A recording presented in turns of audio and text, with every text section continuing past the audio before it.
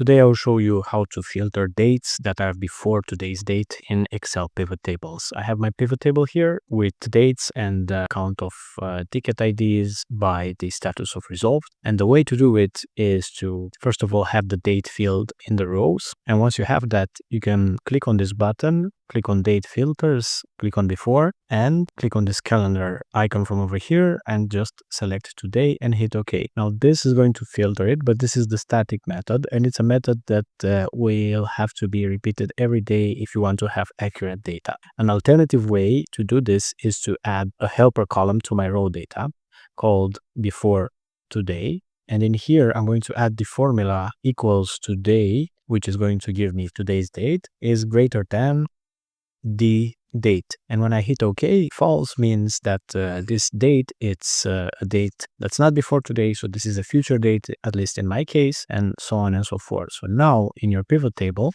you have to change the data source to also include this new column from over here. In my case, I've linked my pivot table to a table, so I don't have to do that. But if you don't, then just add it over here. And now to enable that filtering, simply refresh the pivot table.